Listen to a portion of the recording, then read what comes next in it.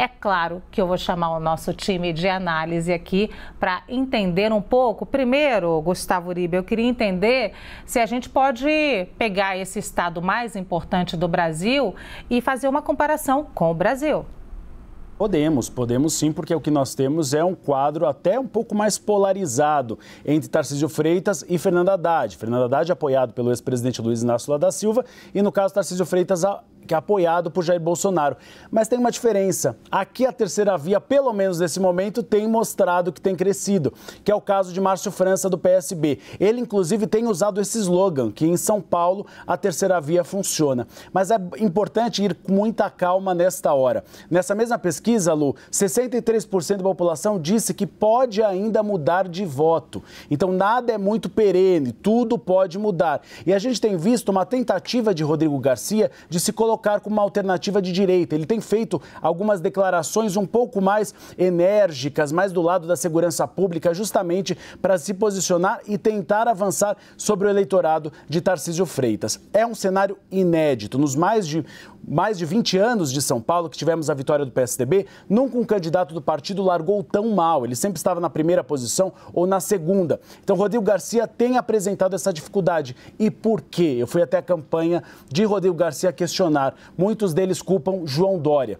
Nas outras campanhas, o padrinho político sempre tinha muita força. Era o atual governador ou era um ex-governador com força. Dessa vez, João Dória tem sofrido em São Paulo. A mesma pesquisa mostra, por exemplo, que a rejeição de João Dória é de 43% e que 55% da população acha que João Dória não deveria nem sair à sucessão presidencial. Já Tarcísio Freitas, ele tem se beneficiado pela melhora do presidente Jair Bolsonaro em São Paulo. A rejeição do presidente hoje caiu de 68% para 62%. E aí, junto com Lula, ele aparece com 28% e Lula com 39%. Então, caso Jair Bolsonaro siga nessa toada de diminuir a rejeição dele, isso pode favorecer Tarcísio Freitas. A pesquisa mostra que você ligando Tarcísio Freitas ao presidente Jair Bolsonaro, isso favorece muito Tarcísio Freitas. E não é só Rodrigo Garcia que tem tentado empurrar para a direita. Márcio França também. Ele aí se coloca como uma alternativa de terceira via, mas ele sabe que para viabilizar uma passagem para o segundo turno,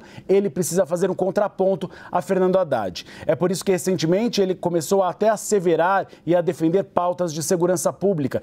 Questionou inclusive a questão das câmeras nos uniformes policiais, dizendo que poderia amenizar um pouco essa medida. Então o que a gente tem observado que Fernando Haddad continua consolidado lá em cima e essas três candidaturas tentam se colocar um pouco mais à direita para fazer um contraponto ao candidato do PT. Pois é, muita gente disputando o voto da direita. Tem também a Abraham Weintraub, que também é o ex-ministro do presidente Jair Bolsonaro. Agora, Leandro Rezende, o Gustavo Uribe fala 63% podem ainda mudar de voto. Tem, acho que eu não me engano, 19% ali que ainda não escolheram candidato.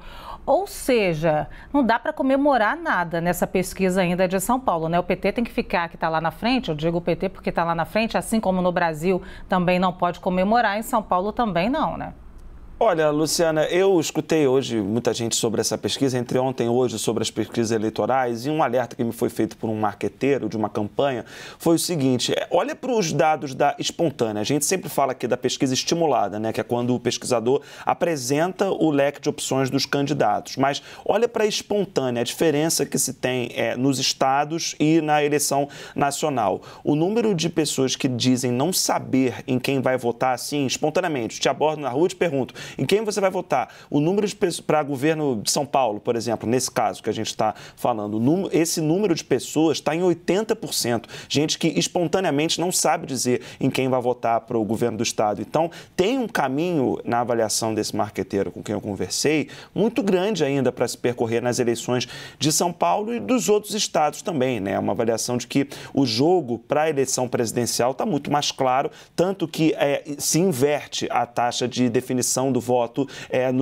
no estado de São Paulo e no Brasil. O que a gente está falando aqui, escolha de voto para governador é definitiva em São Paulo para 36% e pode mudar para 63%. Quando a gente olha do voto para presidente da República, é justamente o contrário, a pesquisa que a gente trouxe ontem. Então, você tem um voto muito mais definido hoje para presidente e um voto que ainda não está nem perto de estar claro para governador. E aí, Luciana e Uribe, a gente tem o fator PSDB. O PSDB tem em São Paulo a sua última fortaleza, né? O partido diminuiu muito nos últimos anos e controla o Estado há muito tempo. Perder São Paulo seria muito ruim para o tucanato. Eu fui conversar com integrantes da campanha do João Dória à presidência para saber, primeiro, se o Dória vai ter alguma participação na campanha do Rodrigo Garcia. E o momento eles avaliam que não, que depende da campanha do Rodrigo Garcia chamar João Dória para participar dessa campanha. Mas eles fazem uma ponderação de que o Rodrigo Garcia tem alguns fatores que podem ajudá-lo a crescer nessas eleições. Entre eles, o fato de controlar a máquina pública, ele é governador do estado hoje, e o fato do PSDB ter muitas prefeituras no estado de São Paulo. Luciana.